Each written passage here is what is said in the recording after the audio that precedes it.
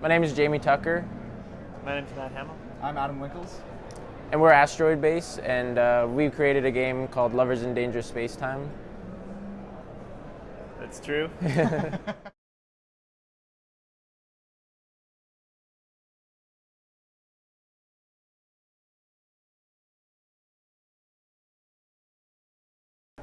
We've known each other for like over a decade, I think. We met You guys 15 years. Yeah, we're 15 years. You guys are about Through 10 girlfriends. we had an amazing, terrible band together Yeah. in like high school, I got kicked out of the band and then brought back into the band. And we're going to kick him out of this band. Yeah. Don't tell him. So we met in art school at Sheridan College in Ontario, Canada, and We were in illustration, not game design, but we learned how to like make pictures of things, and then Matt became an animator, and he learned how to make those pictures move. and Adam, what are you, a reformed physicist? Yeah, I'm a recovering physicist. He has like 16 degrees. Yeah, I went to and- school for way too long and realized I couldn't make money with any of the degrees I had, so I taught myself how to program.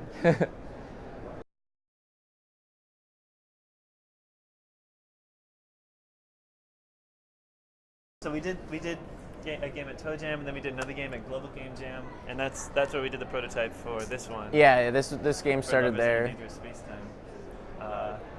And I would say like the sort of very core was we saw like at the Toe Jam the year before when we made our first game. This other guy, Damian Summer, he made this co-op game, Friendship in Four Colors. And when we played that, we're just like the next game we were gonna make is a co-op game. It's like it seems so obvious, like. And Spooky Squid. And yeah, Spooky Squid co-op cottage defense. Yeah.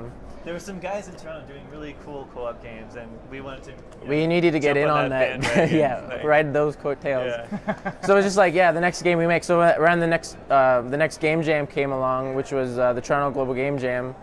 We were just like, all right, we're gonna make a co-op game, and then it's like, what kind of co-op game are we And gonna then we make? got together and we were like just hashing out ideas of like any kind of co-op games we could think of, and then we hit on this one scene in Star Wars, the co-op scene in Star Wars, where Luke and Han Solo are like climbing those ladders on the Millennium Falcon and shooting those wicked guns with the moving chairs and stuff.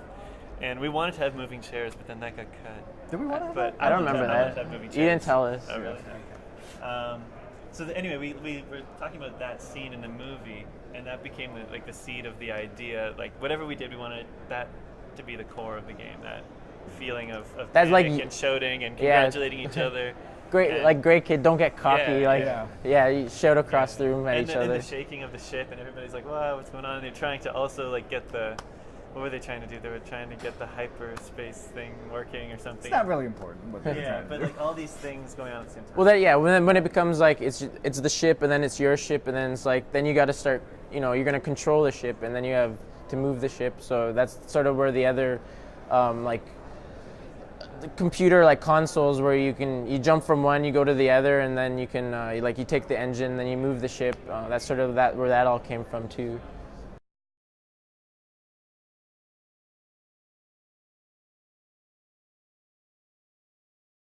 Oh yeah, initially our initial spec for the game jam, we'd had so much stuff in there that in retrospect, there's no way we ever could have finished. We wanted it to be like an open world. You're exploring, you're going around. You could have people get onto the ship and have invaders. Board the ship, and, yeah. board the walk ship. on the outside of it, like in First Contact. Yeah, and so like little contact. little Evas from 2001 where you're like. But what we did that was good is that we took all the ideas and then we arranged them in a list in order of what was important. Yeah. So we kept crossing off the stuff we were doing, We and got then about 4 things down that list before we ran out of time. and then you kept cutting up until those met, Yeah. and then we were done. Yeah. But that was for the prototype, and then then sort of what we've been doing now is I don't know. There's a whole crap load of stuff that now we want to add that to make it a substantial game, I guess. Yeah. So we've been talking about the prototype at Global Game Jam, but there's a whole bunch of stuff we've done since then. So after the Game Jam, where we finished this really buggy, really crappy version of it, but people still got into it, even though it was terrible and exploitable and. But you get stuck in the walls. Yeah, you can, and you die, if you go off screen. But so after a few months, we decided we wanted to learn Unity, and so we started building it in Unity. In June. Just as an excuse to like learn. Yeah, it was just to learn stuff. Unity actually. And then, but it kept, like, we did that, and it was like, oh, that's kind of fun, you know. Now we have a moving camera that you don't die when you drive anywhere. And so we just kept building on it a little bit. And then, like, we work out of a shared workspace, Bento Miso in Toronto. And at one night we brought the game and we were playing it on the projector screen there, and people were, like, really into it. And that was really surprising, kind of.